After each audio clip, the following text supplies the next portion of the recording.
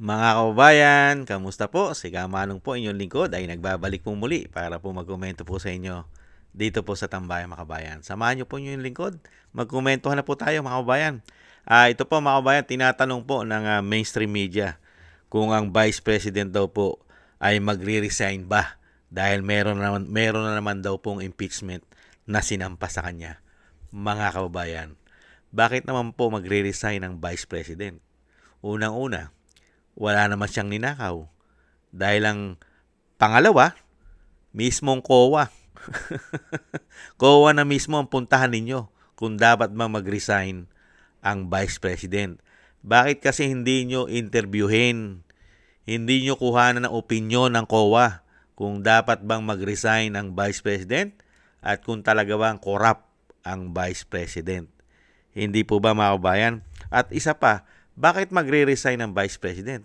Samantalang nakita naman po natin kung paano po at kung sino po ang nag-i-impeach sa kanya ang nagpapay ng impeachment.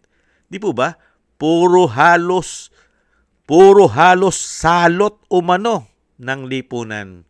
Lalong-lalo po yung mahigit 50 years na grupo na salot umano sa ating bansa. Bakit ka magre-resign? Ano? Sila maghahari ang mga demonyo at mga salot sa ating bansa, mga kabayan? Pakinggan na po natin ito at komentuhan po natin. Your reaction and the Vice President's reaction when her trust ratings higher than the President? Well, I'm no longer the spokesperson of the Vice President. Yeah. Of course, I'm happy that the people This will still affect trust it, no? her. At And least. I think it's a testament to the job that she's been doing. Despite itong mga batikos, despite the impeachment complaint last year, this year, she never stopped working kasi. No? And so, the legal side, we're here for that. The legal team was formed back in 2023 Yeah. and we were always prepared for that. So, that allowed her to still continue performing her job regardless of the odds. How, may follow-up Despite kasi, all that. how hands-on is she dito sa inyong legal team, di ba? I mean, how often do you meet? How often do you strategize? How much of her time is devoted to listening to your arguments? Paano? Well, Just curious lang. kami sa legal team, kami mismo, yung legal team lang Yeah. mismo, we meet regularly, no, almost weekly, if not twice a week pa nga. And then, of course, we have our Zoom calls and Yeah. whatnot. With the Vice President naman, we communicate almost every day. But in terms of, does she waste so much time just talking to the lawyers? Lawyer din naman siya. Yeah, So, yeah. mas madali yung interaction namin. And I think the reason why she chose her legal team is she trusts that this is the team Yeah, that kumpiyansa can niya. actually Deliver for her. deliver for her. So, there's that trust. So, hindi naman niya kailangang maya't maya, tatanungin kami kung may ginagawa ba kami o hindi. So, attorney, safe to say na wala pong resignation na mangyayari because ito mula kay Estrada, Gutierrez, Corona, Bautista, at ngayon kay VP Sara nga po na filean po ng impeachment sa ating kasaysayan, si Corona lang po yung fully impeached, di ba?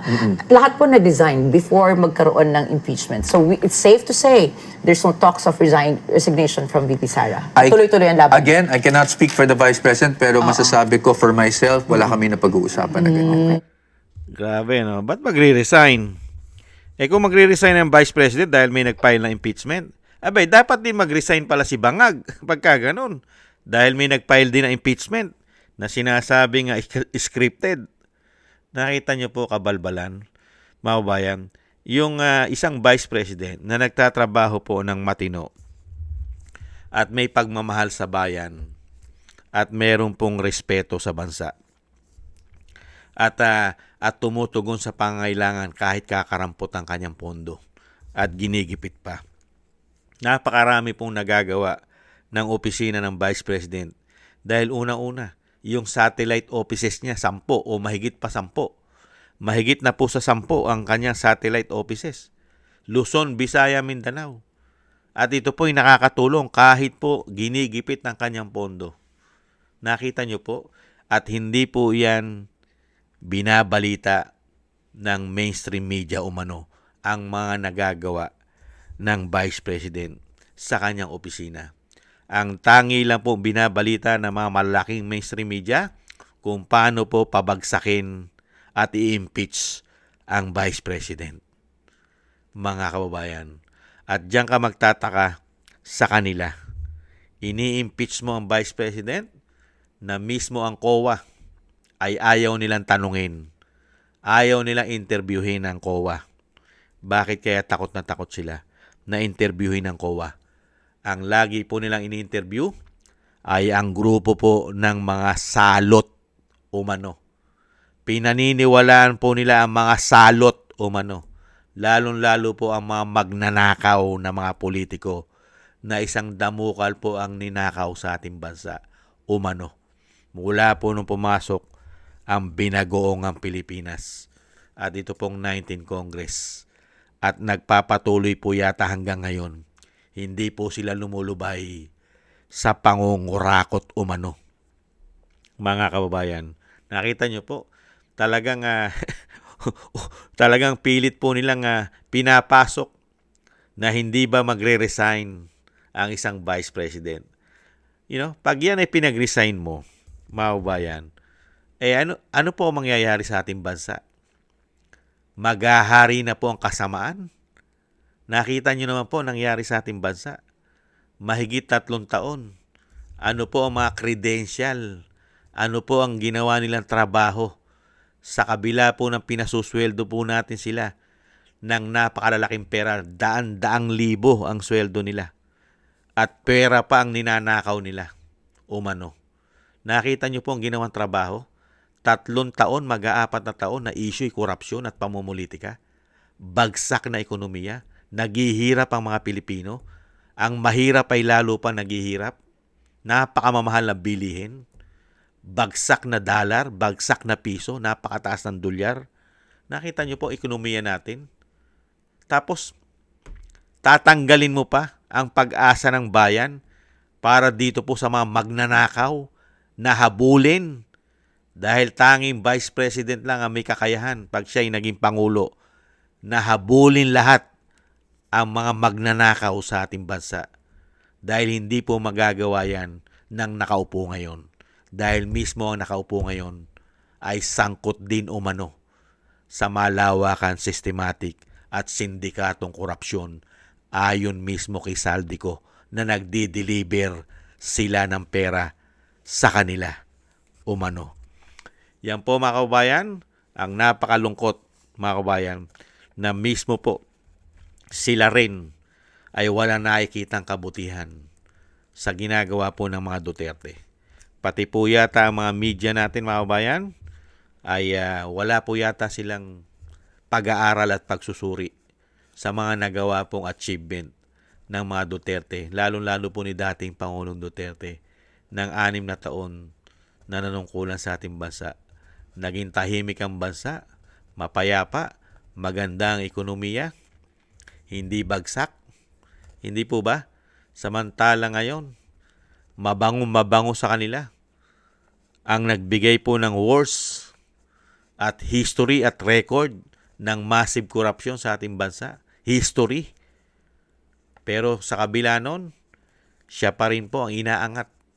Pilit pa rin po inaangat ang dignidad ng nakaupo ngayon umano.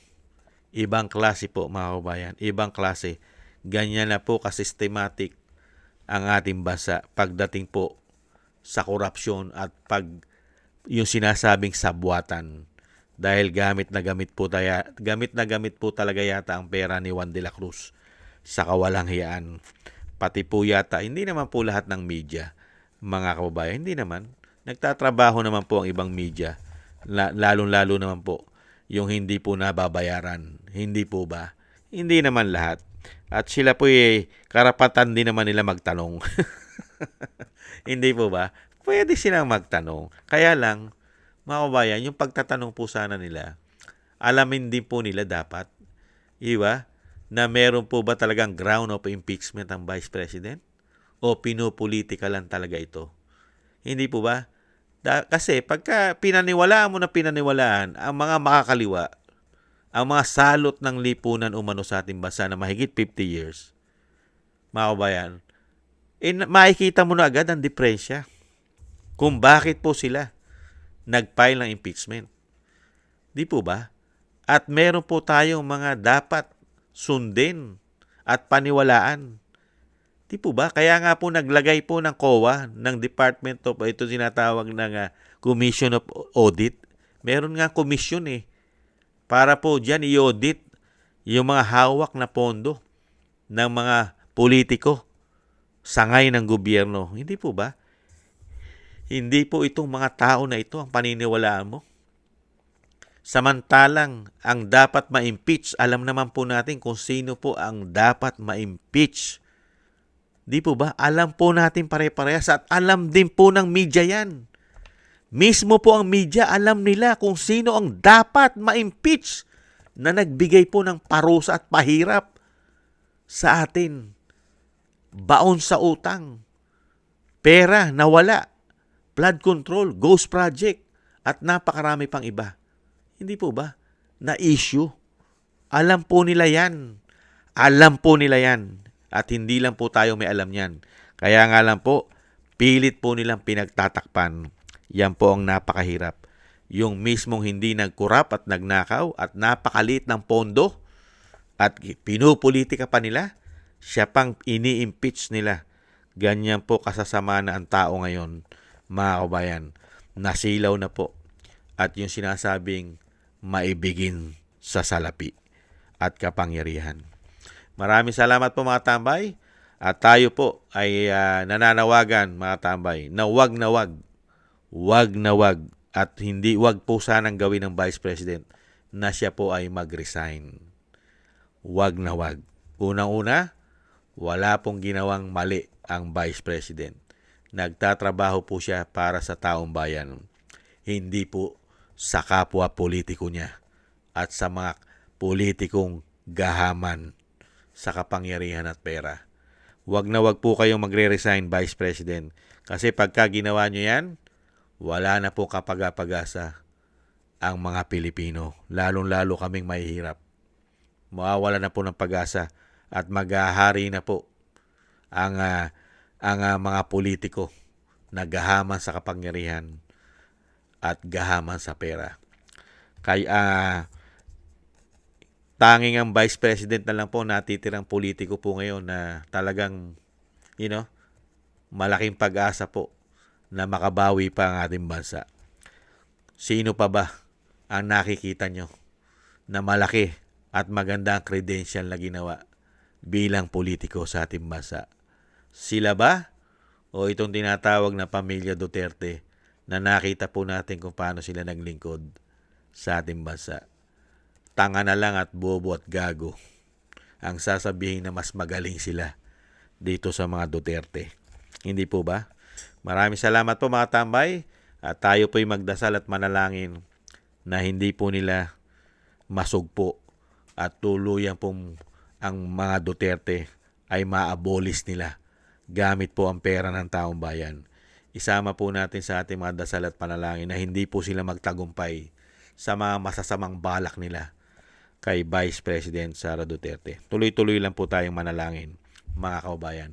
Maraming salamat po mga tambay sa mga nagusto po natin Tambay Makabayan sa YouTube at TikTok. At ganoon din po sa mga subscribers po natin at na mga nagbibigay po ng komento, like, share, and subscribe. Mabuhay po kayo. Shoutout po sa inyo lahat. At shoutout din po sa mga nagbibigay po ng tulong. Thank you po.